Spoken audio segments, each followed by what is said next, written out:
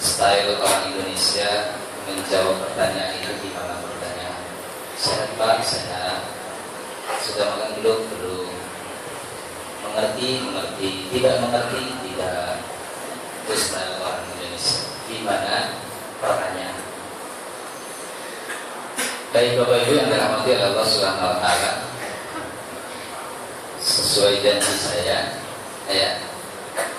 akan melanjutkan kajian tentang meraih keberkahan hidup, wabil khusus tentunya di bulan suci Ramadan sebagai syahrul mubarak, sebagai bulan yang penuh dengan keberkahan dari Allah Subhanahu wa taala. Namun sebelum melanjutkan, saya juga ingin bertanya, ada yang masih ingat apa yang sudah saya sampaikan? Ada yang masih ingat Bapak Ibu? Lupa juga nggak apa-apa. Berapa yang sudah saya sampaikan? Tiga. Yang pertama apa? Ya. Yang pertama apa? Meraih keberkahan hidup. Yang pertama apa? Jalani hidup dengan syukur dan sabar. Itu ingatnya cerita yang 9,7 aja ya, dan 2,3. Yang kedua, arahkan jarum pikiran, hati, perbuatan kita, amal ibadah kita hanya semata-mata mengharapkan ridho Allah Subhanahu wa taala. Yang ketiga, selalu membersihkan hati, karena kita sadar bahwa dalam perjalanan hidup kita, hati kita tidak pernah steril dari perbuatan dosa. Tidak ada yang suci dari perbuatan salah dan hilaf. Maka qad aflaha man zakkaha wa qad khaba man dassaha. Bahagia orang yang senantiasa menyucikan hatinya, dan rugi menyesal orang yang mengotorinya. Baik, yang keempat, jika hidup ini berkah, bahasa Rasulullah SAW dalam hadisnya adalah wallahu fi aunil abdi ma kana al-abdu fi auni akhihi. Allah akan senantiasa menolong hambanya selama hamba itu masih mau atau selalu mau menolong saudaranya. Jadi yang keempat, jika hidup ini berkah adalah tebar selalu kebaikan dan tunggu keajaiban dari Allah berkat doa orang-orang yang pernah kita bantu. Bapak Ibu, sukses bukan karena kepintaran Bapak Ibu, bukan karena kecerdasan dan kehebatan Bapak Ibu. Anda sukses itu karena doa orang-orang yang mungkin pernah Anda bantu masa-masa dulu. Kemudian Anda membantunya tidak seberapa, bagi Anda itu bukan bantuan, tapi bagi orang yang dibantu itu sangat besar sekali. Lalu lahir atau keluarlah dari mulutnya doa-doa ikhlas mendoakan kesuksesan bagi Anda. Maka Anda sampai jadi seperti sekarang. Mungkin itu berkat doa orang-orang yang pernah Anda bantu. Dan naik motor, naik mobil sampai di lampu merah, ada tukang minta-minta, tidak seberapa Anda hanya memberi 2.000, karena memang itu yang paling besar yang Anda berikan. 2.000, kemudian dari mulut orang yang tadi ya, yang Anda beri itu lahirlah, kemudian keluarlah doa-doa terus bagi Anda. Bapak biar sukses, ibu biar sukses, rumah tangganya biar sakinah, biar bahagia, anaknya soleh-soleh, sukses bisnis, pekerjaan, karir dan lain sebagainya. Dan itu yang Allah dengar, Allah ijabah, bisa jadi Anda kemudian sukses seperti sekarang.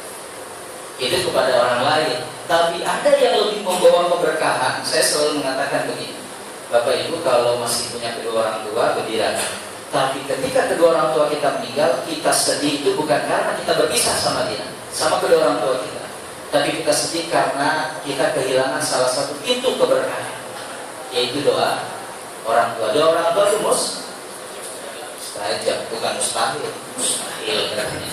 Doa orang tua mustahil, mustajab ya, bukan mustahil. Mustahil.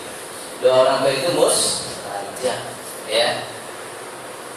Nah, perlu kita ketahui birrul walidain atau berbakti kepada kedua orang tua ini kita dalam rangka untuk meraih keberkahan hidup, menebar kebaikan kepada sesama tentu, tapi yang harus kita tekankan di sini kedua orang tua kita. Karena pintu keberkahan salah satu yang paling utama dalam hidup kita itu kedua orang tua. Dan saya yakin Anda Bapak Ibu semuanya pernah merasakan itu, mengalami itu. Bagaimana ketika kita all out birrul walidain, perjalanan hidup kita penuh dengan keberkahan. Berkah kan tidak harus selalu bergelimang harta, materi dan sebagainya. Anda sehat, anak Anda sehat, ya, keberkahan itu. Buat apa Anda kemudian kaya raya? Buat apa berlimpah? Kemudian buat apa Anda tidur di atas tumpukan kasur dari uang? Artinya uang dibuat kasur, Anda tidur di situ, tapi kemudian Anda buang air kecil di situ, buang air besar di situ, makan minum di situ. Apa gunanya tumpukan uang yang berbentuk kasur tadi? Tapi Anda mungkin tidak bergelimang harta, tapi Anda belum pernah tidur di kasur rumah sakit. Alhamdulillah sampai sekarang belum pernah tidur di kasur rumah sakit. Walaupun kasur kita itu kan, kalau kita tidur di kasur kita, kalau kasur rumah sakit kan rata apa ya? Kalau kita di kasur rumah kita kan agak ngek gitu tengahnya, udah gitu agak kejepit lah, ya, kasur. Tapi kita nikmat, ya, tapi kita merasakan kelapangan. Birrul walidain yang pertama yang harus kita tekankan, birrul walidain itu adalah pesan universal semua agama samawi. Maksudnya apa? Kan dalam menurut ilmu ahli sosiolog agama itu dibagi dua. Yang pertama ada agama ardi, ad-dinul ardi, agama bumi, ada ad-dinus samawi, ada agama langit. Ad-dinul ardi atau nature religion itu seperti Buddha, Hindu, ya, Konghucu, adalah agama hasil dari perenungan manusia. Siddhartha Gautama merenung jadi ajaran, jadi agama. Anda juga bisa merenung lama buat ajaran jadi agama. Tapi kata Islam, kata Al-Quran, agama-agama ini diklasifikasikan sebagai agama syirik dan pelakunya musyrik. Bukan kata saya, kata Al-Quran. Allah Subhanahu wa taala menyebut itu. Ya. Yang kedua ada ad-dinus samawi, agama langit atau reveal religion. Agama yang bersumberkan dari wahyu Allah Subhanahu wa taala. Dalam Al-Quran disebutkan Yahudi, Nasara, dan Islam. Yahudi Nasara disebut agama samawi karena mereka memiliki kitab yang diturunkan oleh Allah dan mereka punya para nabi dan rasulnya. Ya. Kitab-kitabnya ada Zabur, ada Taurat, ada Injil, kita Al-Quran. Yahudi Nasara itu adalah agama yang diturunkan oleh Allah Subhanahu wa taala. Inti ajarannya sama tauhid. Inti ajarannya sama tauhid. Di Zabur, di Taurat, di Injil semuanya perintahnya sama, untuk menyembah hanya kepada Allah Subhanahu wa taala. Tapi dalam perjalanannya kemudian Taurat, Injil, Zabur terjadi distorsi, terjadi penyelewengan, terjadi penyimpangan. Yang kita yakini adalah Taurat, Injil, Zabur yang diturunkan kepada nabi-nabi terdahulu, Nabi Daud, Nabi Musa, Nabi Isa. Tapi untuk sekarang kita tidak yakini itu masih asli karena sudah terjadi banyak distorsi tadi. Ya. Nah, kenapa saya sebutkan birrul walidain, berbakti kepada kedua orang tua itu adalah pesan universal semua agama samawi? Bapak Ibu bisa lihat Al-Quran ayat surah Al-Baqarah ayat 83. Saya sarankan nanti kepada panitia kalau ada kajian itu sebaiknya disediakan Al-Quran. Ya, kalau kajian itu sebaiknya disediakan supaya langsung ngecek langsung, betul tidak khawatir saya salah. Dan sekaligus juga mendapatkan ilmu langsung.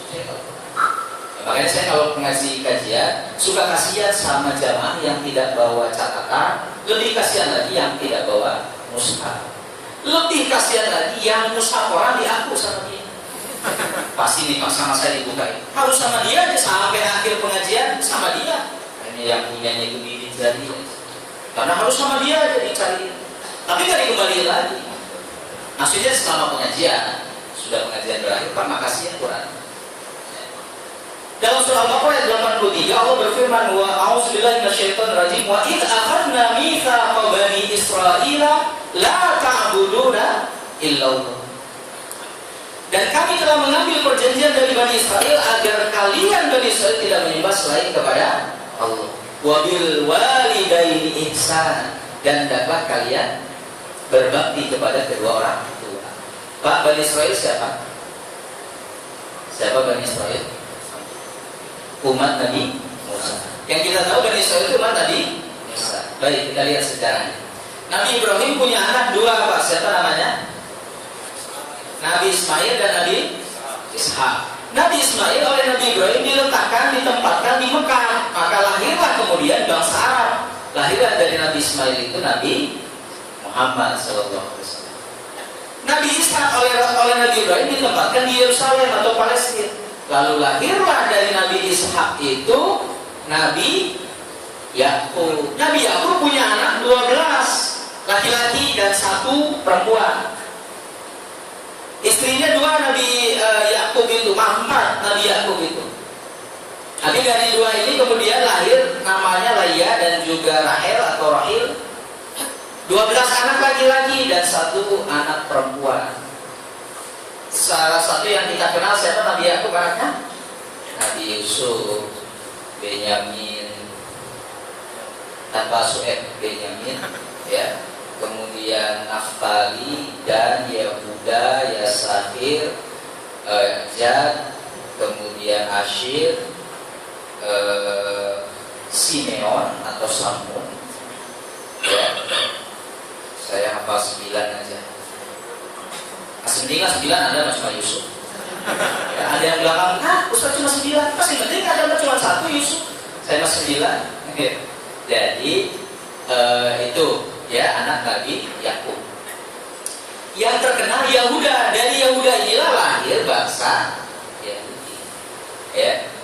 Nah dari sinilah lahir Nabi Daud, Nabi Sulaiman, Nabi Musa, Nabi Yahya, Nabi Zakaria, termasuk Nabi Isa. Jadi kalau disebut Bani Israel bukan cuma umat Nabi Musa, tapi Bani Israel itu juga itu keturunan Nabi Yakub. Karena Israel itu adalah gelar bagi Nabi Yakub. Isra artinya pilihan, Il artinya Allah bahasa Ibrani.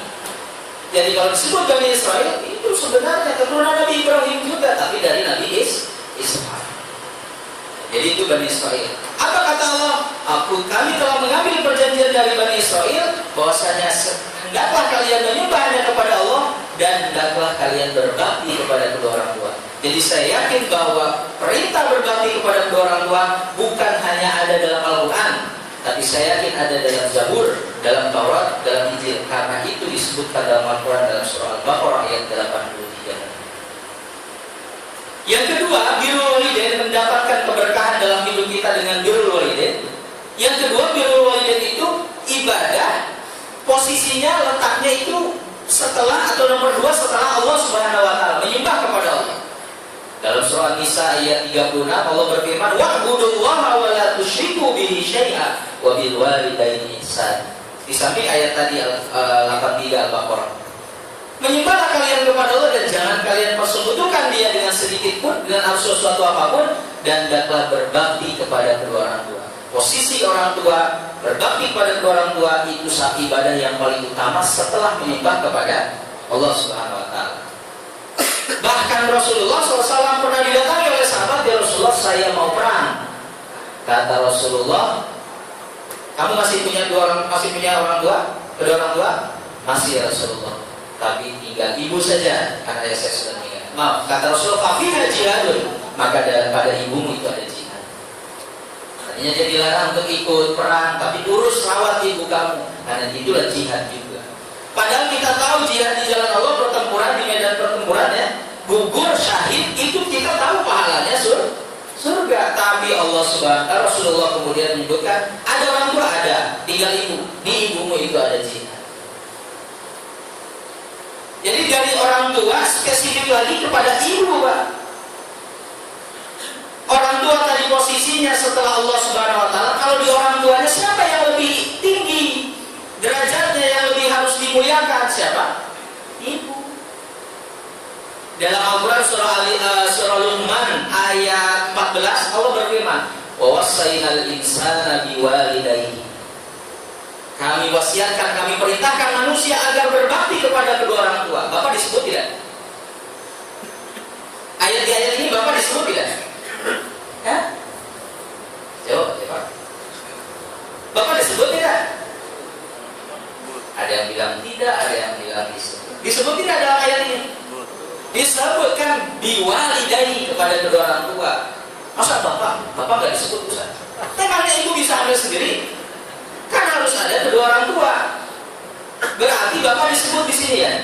Tapi di ayat selanjutnya Allah menyebutkan secara khusus khusus ibu. Bapak tidak pernah disebut secara khusus dalam Al-Quran. Ibu disebutkan plus dengan pengorbanan tanda kutip penderitaannya. Apa itu? Hamalathu ummuhu wahnan ala wahnin. Ibu yang telah mengandung dengan susah payah dengan berat. Jadi ibu disebutkan ummuhu di situ plus dengan pengorbanannya tanda kutip penderitaannya. Apa itu? Hamil wahnan ala wahnin, dalam kondisi susah payah repot. Tanya bapak-bapak, apa penderitaan bapak-bapak? Ibu-ibu kan disebut apa penderitaan bapak-bapak? Cari nafkah Ustaz, cari nafkah tidak semenderita lahir, hamil dan melahirkan. Ya. Tidak semenderita hamil dan melahirkan. Tambah juga menyusui, tambah menyapi. Ya. Tapi ibu-ibu yang disebut oleh Allah Subhanahu wa taala. Kenapa susah payah? Kenapa repot? Saya pernah baca sebuah data di Jawa Barat. Ini saya ambil Jawa Barat karena memang jumlah penduduknya mungkin paling banyak di antara provinsi seluruh Indonesia, 37 juta. Di Jawa Barat angka kematian ibu yang melahirkan itu tinggi, 500 yang melahirkan 1 orang yang meninggal. Kemudian sekarang ditekan menjadi 1000 yang melahirkan 1 orang yang meninggal. Kenapa? Itu menunjukkan wahnan ala wahnin. Wajar kalau disebut antara hidup dan mati. Tapi saya tidak pernah membaca data bapak-bapak yang mengamili ada yang meninggal per 1001 gitu. Tapi ibu yang hamil melahirkan meninggal 500 1 orang atau 1000 1 orang. Jadi ibu disebut di sini Pak dengan sebutan yang khusus. Bahkan dalam hadis Rasulullah, Rasul menyebutkan tingkatannya. Berapa sih levelnya, berapa di atas bapak itu harus kita hormati itu.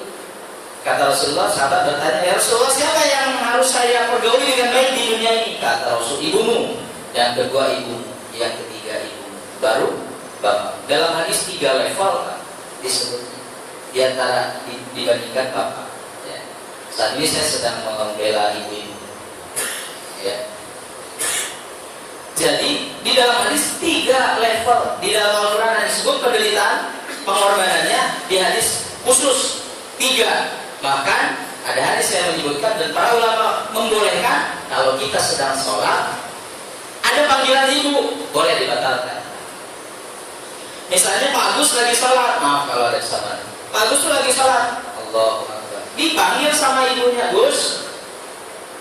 Udah aja batalin. Iya Pak, ada apa? Kamu lagi ngapain? Lagi sholat. Oh lagi sholat, udah terusin. Maksud terusin itu diulang dari awal, bukan tinggal tahiyat tuh. Enggak, tetap dari nol ya. Oh lagi sholat, mama nggak tahu kamu lagi sholat. Ya udah, silakan kita sholat. Ya udah diulang lagi. Jangan mengeluh, mama manggil tuh tak pernah tahiyat. Jadi harus diulangi lagi dari awal. Ya. Itu boleh. Ya. Tapi yang umumnya adalah mengeraskan bacaan kita ya. Yang umumnya itu ada yang bertamu, ada apa dikeraskan. Misalnya Agus Allahu Akbar.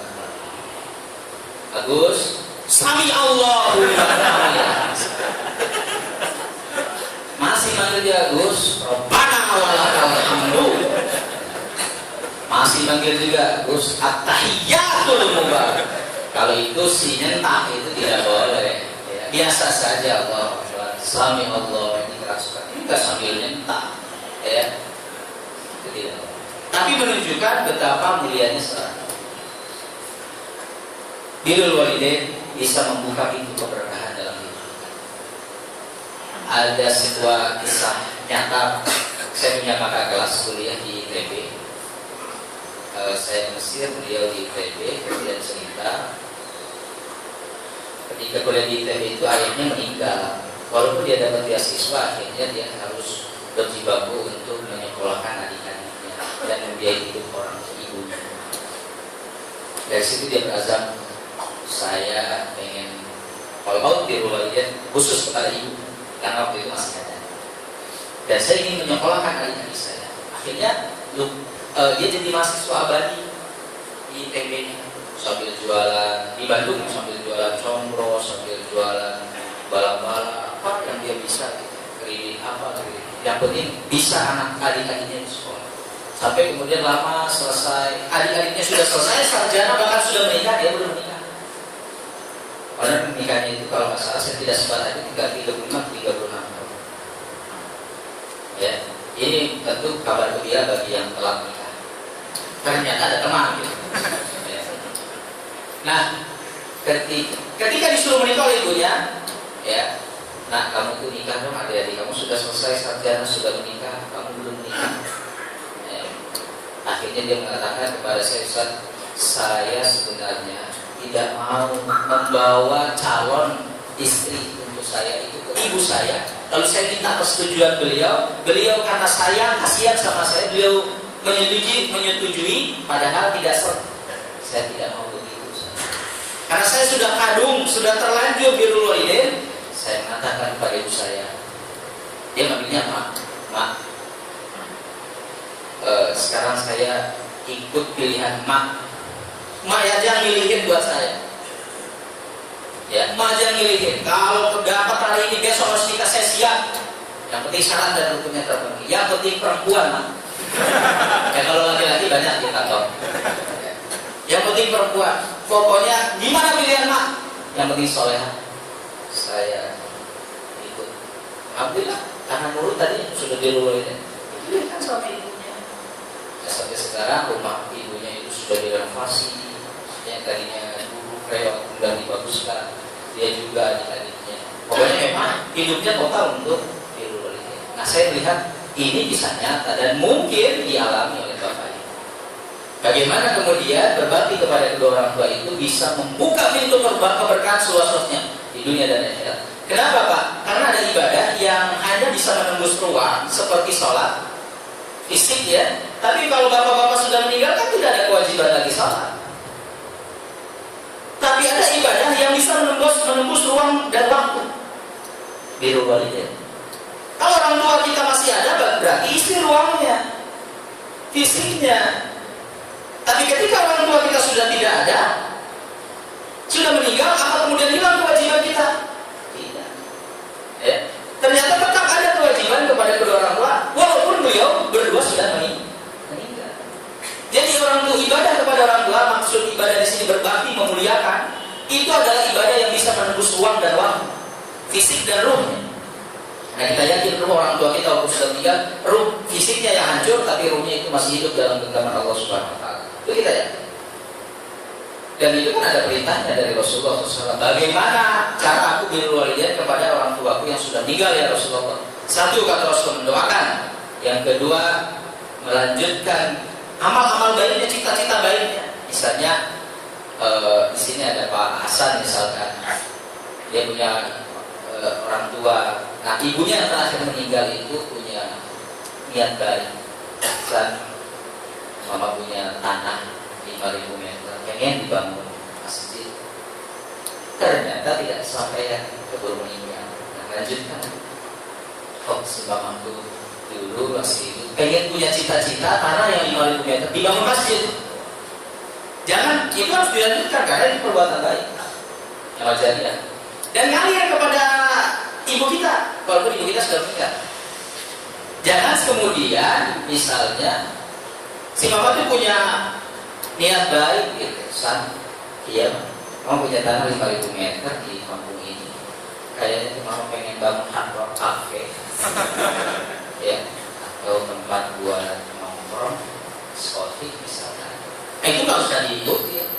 Oh iya, semua itu punya cita-cita bikin Hard Rock Cafe, sama banget cita-citanya sama saya. Nah, itu mah jangan, ya, yang dilanjutkan. Jadi bisa menembus ruang dan waktu. Yang ketiga, sambungkan silaturahim dengan kerabat kedua orang tua kita, sahabat dan lain sebagainya. Nah, meraih keberkahan itu bisa dari situ. Atau bisa dengan sesama tentunya. Wallahu fi aunil abdi ma kana al-abdu fi auni akhi. Allah senantiasa menolong hambanya selama hamba itu masih mau menolong saudaranya. Itu harus kita yakini. Ya. Jadi ketika kita membantu saudara kita, teman kita yang sedang membutuhkan, bukan karena kita kaya, tapi kita berharap ketika kita dalam kondisi sulit, Allah berkenan hadir membantu. Ya. Karena kan dunia itu berputar, ya, fluktuatif. Tidak ada dalam satu posisi saja kita di atas. Suatu saat kita juga berarti suatu saat kita juga akan membutuhkan pertolongan. Nah, kita berharap Allah yang langsung menolong kita, tentu melalui wasilah orang-orang yang baik yang di sekeliling kita. Nah, itu terkait dengan poin keempat, bahwa ingin meraih keberkahan hidup maka tebarlah kebaikan selalu dan tunggu keajaiban dari doa orang-orang yang pernah kita bantu. Keajaiban dari Allah tentu berkat doa orang-orang yang ikhlas yang pernah kita bantu. Ini ada kisah nyata, Pak. Saya punya cerita. Mau dengar nggak? Mau dengar? Mau atau mau banget? Ada seorang ibu-ibu zaman sekarang, ini Yesus ibu-ibu zaman sekarang, walaupun sudah usia agak tua gitu ya, itu kan pengen narsis juga, Pak. Jadi kalau sedang nunggu taklim, ustadznya belum datang, sedang kajian gitu, ustadznya belum datang, tuh ibu-ibu agak sibuk di masjid itu atau di rumah tempat taklim itu, foto-foto, cekrek. Nanti upload di BB-nya atau di Facebook-nya, sedang nunggu ustadz. Kan gitu ya, saya baca, saya bilang narsis. Nah, ada seorang ibu yang nggak punya HP kamera, HP-nya itu biasa, HP jadul. HP-nya itu biasa. Kemudian dilihatin aja, tapi kemudian ngomong ke ibu sebelahnya, Mbak, HP kamera berapa sih harganya? Oh, belum punya kan? Belum. 3 juta sudah bagus fiturnya sudah lengkap. 3 juta ya, dan saya akan nabung dari uang belanja, sisa belanja per bulan dari suami saya 500 sebulan. Berarti berapa bulan? 6 bulan. Sampai bulan ke-6 betul dapat 3 juta karena saking kepengen punya HP kamera dan bisa narsis. Jadi kalau ustaz terlambat tuh cekrek ya, sedang nunggu ustaz atau apa. Pas mau beli HP kamera ya sudah dapat 3 juta. Telepon suaminya, Pak, ya nggak ada, Pak. Bapak pulang awal ya, kalau bisa jam 4:30 udah ada di rumah. Antar mama beli HP. Ya udah, nanti Bapak izin, mudah-mudahan diizinin sama atasan Bapak. Ya udah. Tapi kamu punya uangnya, jangan Pak Jaya minta sama Papa. Ya, kok tenang, Mama sudah punya uang. Pokoknya nanti HP Papa kalah sama Mama. Ya, oh ya sudah, Papa tenang kalau begitu.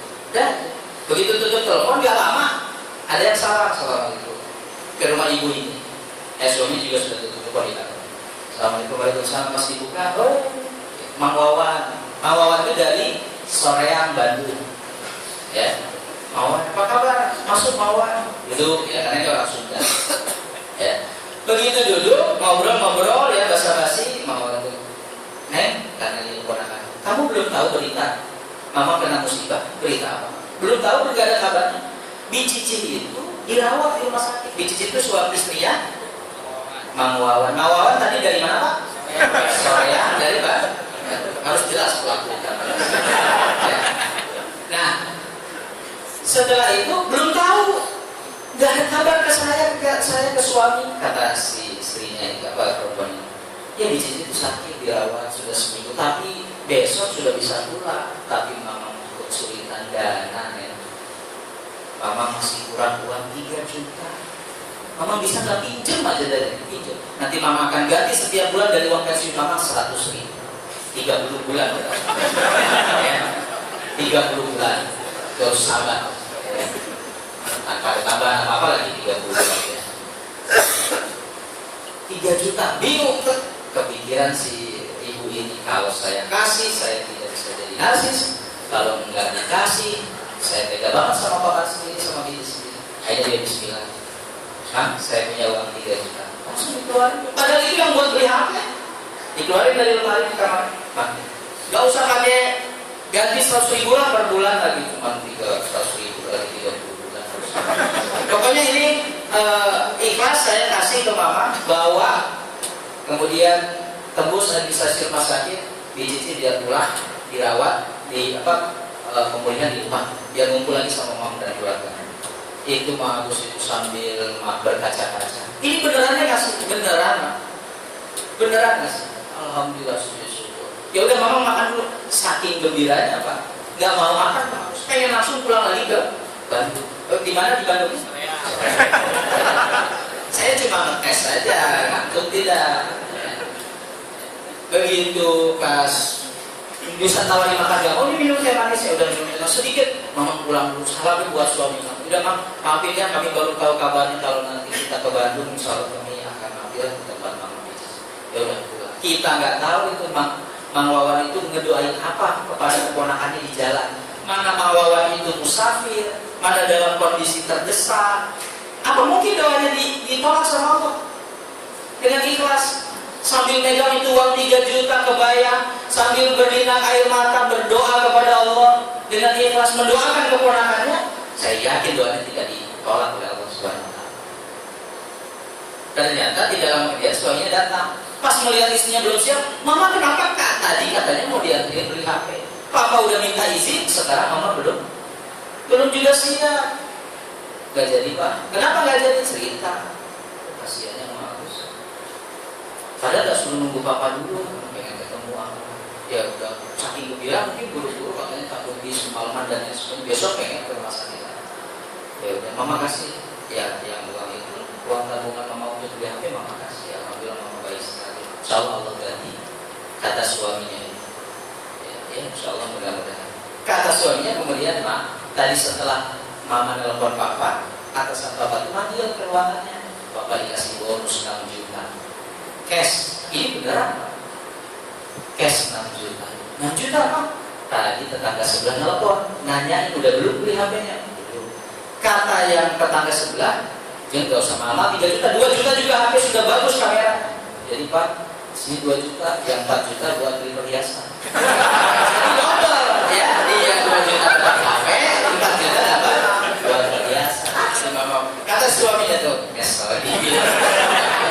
ya, tadinya makan ingin membuktikan kebenaran Allah bahwa siapa yang bantu akan diganti cepat atau lambat di dunia dan di akhirat. Lagi ini 6 juta itu kemudian pindah tangan lagi dari suaminya ke istrinya.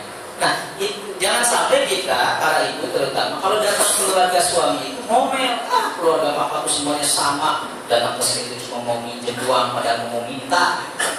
Tak kenapa Mama marah-marah itu tadi Mang Wawan bilang mau minjem padahal yang 500.000 juga setahun juga belum dibayar, sekarang sudah mau minjem lagi 3 juta. Apa dong? Mama kasih enggak? Sudah dimarah-marahin kasih enggak? Mending kalau Mama kasih enggak? Mama kasih 3 juta. Sini Papa ganti 3 juta sama. Jadi minta tambah 500.000 ke suaminya. Jadi ingat bahwa menebar kebaikan kepada sesama ibu yakin Allah akan ganti. Yang terakhir, yang kelima, jika hidup ingin berkah, Bapak Ibu sadari hidup kita itu tidak lama. Kita akan dirontokkan oleh waktu. Saya, Bapak Ibu, semua akan dirontokkan oleh waktu. Tidak ada yang bisa melawan waktu. Yang bisa kita lakukan adalah mengisinya dengan yang terbaik, meninggalkan jejak terbaik dalam rentang waktu yang Allah berikan kepada kita. Karena waktu punya 3 karakter Pak. Satu, waktu itu cepat berlalu. Sudah berapa hari Saud? Cepat berlalu. Sudah pertengahan lagi, mau pertengahan lagi. Yang kedua, waktu itu tidak bisa diulang. Hari Senin sekarang tidak sama dengan Senin yang lalu. Dan yang ketiga, waktu itu sama-sama memberikan peluang yang sama untuk kita beramal. Bapak Ibu 24 jam sehari semalam. Saya juga 24 jam. Tapi mungkin di hadapan Allah Bapak Ibu lebih mulia dibanding saya. Sama-sama juga 24 jam. Ya. Karena kita tidak bisa melawan waktu, kita akan diikuti dengan namanya ajal, malaikat maut. Karena kita tidak hidup tidak lama, ya, kita harus yakini bahwa hidup kita itu akan menemui ajal. Dan kematian itu punya 3 misteri yang hanya Allah yang tahu. Pertama, misteri penyebab. Yang kedua, misteri waktu. Yang ketiga, misteri tempat. Misteri penyebab ada 3 orang, satu supir angkot, yang kedua pilot pesawat, yang ketiga karyawan PLN. Yang supir angkot ini meninggal kesetrum. Bapak jangan ketawa, ini serius, ini masalah mati kan? Ketawa ya. Yang supir angkot meninggal kesetrum. Yang kedua pilot pesawat meninggal kecelakaan ketabrak angkot. Dan yang ketiga karyawan PLN kecelakaan pesawat. Secara sebab seolah-olah tidak nyambung. Tapi itulah penyebabnya. Hanya Allah misterinya, yang hanya Allah yang tahu misterinya. Ya, tidak harus karyawan PLN meninggal kesetrum. Tidak harus karyawan pilot pesawat meninggal kecelakaan pesawat, tidak. Atau supir angkot meninggal ketabrak angkot juga di jalanan, misalnya tabrakan. Tidak. Yang kedua, misteri waktu. Bisa Bapak Ibu duluan, saya belakangan, atau saya belakangan Bapak Ibu. Ya itu kan Allah Maha berkuasa. Ya. Yang kedua, misteri tempat. Misteri tempat. Yang ketiga, misteri tempat. Pak Wawan itu lahir London karena dulu bapaknya duta besar, lahir keren London, tapi meninggal kampung Cigolodong, kecamatan Kabupaten Garut. Itu begitu diumumkan kan tidak elit dan tidak agak kasihan gitu. Bapak Ibu, almarhum Pak Wawan ini lahir di London, dan meninggal di Cigolodong, kecamatan Kabupaten Garut. Tapi kalau Pak Agus lebih keren lagi, lahir di Kadungora tapi meninggal di Mekah atau Madinah. Amin dong Pak Agus. Anda Pak Agus.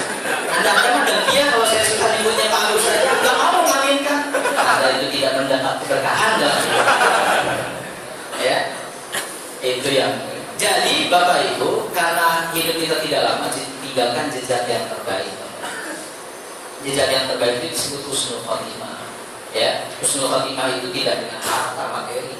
Mentang-mentang tanah saya berhektar-hektar, enaknya pusat yang mana? Tanahnya berhektar, kayaknya kuburannya itu 2 hektar. Bisa guling sana. Tidak, saya kuburan tetap 2 kali 1. Tidak mentang-mentang tanah saya berhektar-hektar. Ya, tapi dengan amal jejak terbaik itu kita tinggalkan. Nah, amal ini kemudian yang akan memberikan kesan yang positif bagi orang yang ditinggalkan. Pak Wawan itu sudah meninggal, merasa kehilangan jamaah yang mati. Pak Wawan gak ada ya, gak ada yang ingetin tilawah, gak ada yang ingetin duha, gak ada yang ingetin untuk saum sunnah.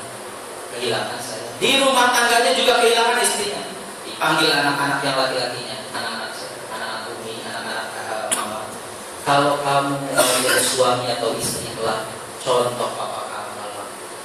Mama berumah tangga 35 tahun dengan papa kamu, hebat. Papa kamu tidak pernah ada celah. Contoh papa kamu menjadi suami yang bertanggung jawab, suami yang soleh, dan ayah juga yang soleh dan bertanggung jawab. Ini jangan sampai meninggalkan jejak yang buruk. Pak Wawan sudah meninggal. Di kantornya itu, alhamdulillah Pak Wawan sudah meninggal. Dia itu troublemaker di kantornya. Tinggal 2 orang lagi yang belum meninggal. Yang 2 ini juga diincar gitu ya. 2 orang lagi yang belum meninggal. Ya, Pak Agus sama Pak Agus. Ya, di rumahnya juga oleh istrinya. Nah, sini kamu kalau jadi suami atau ayah, jangan tiru papa kamu. Papa kamu parah banget. Mama rumah tangga 35 tahun, banyak disakiti, seringnya disakiti.